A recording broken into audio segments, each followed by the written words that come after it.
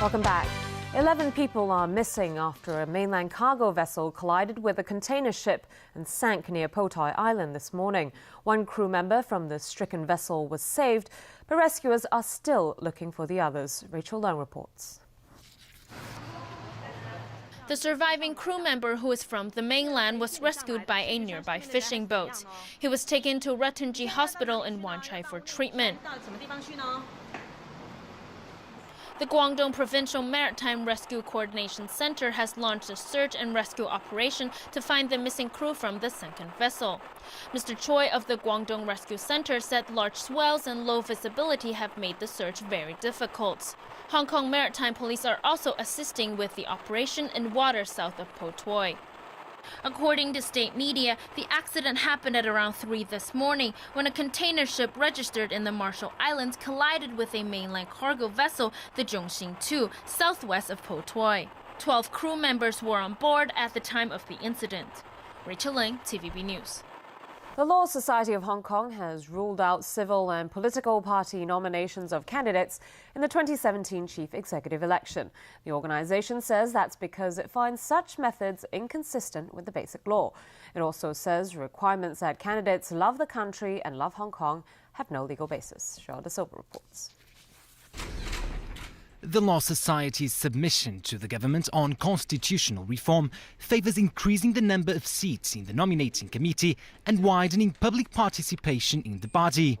Such changes should be introduced in a way that doesn't allow for would-be candidates to be unreasonably or unlawfully included, excluded or pre-screened in the nomination process.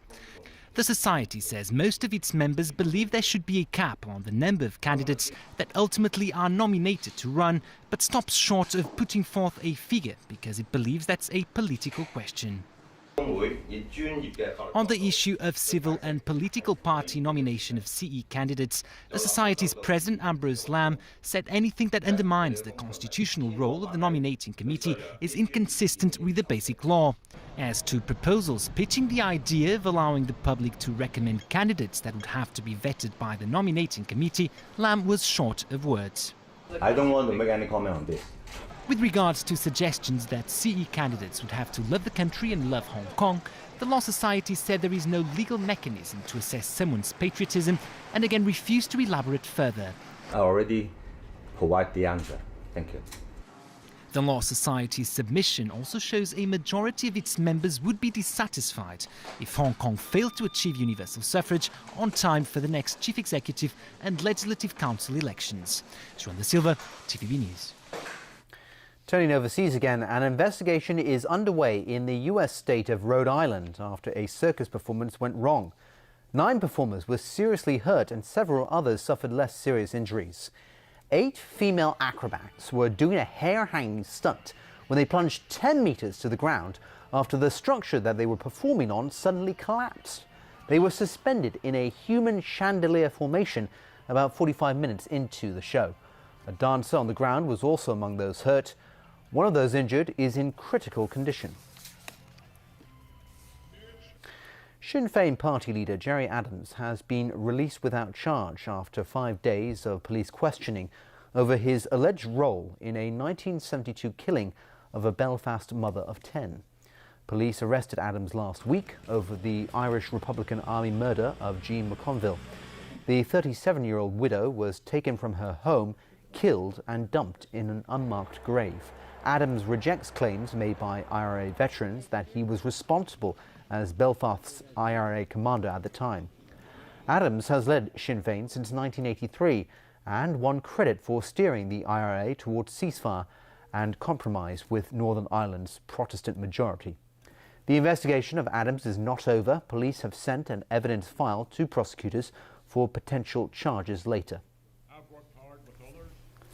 Thailand is celebrating the 64th coronation anniversary of its king. A Buddhist ceremony attended by the royal family and top government officials was held in Klai Kang Won Palace, where King Bhumibol Adulyadej and Queen Sirikit now live. The 86-year-old king has suffered from ill health for several years and now uses a wheelchair. King Bhumibol is the world's longest reigning monarch. He came to the throne in 1950 when he was just 18 years old. All right, Tony, over to you for sports. Yeah, and staying with Thailand, we got a bit more about Thailand's new Lumpini Stadium. But before that, we're going to start off, or kick off, with football, English football to be in fact, and Chelsea's title hopes are in tatters after a 0-0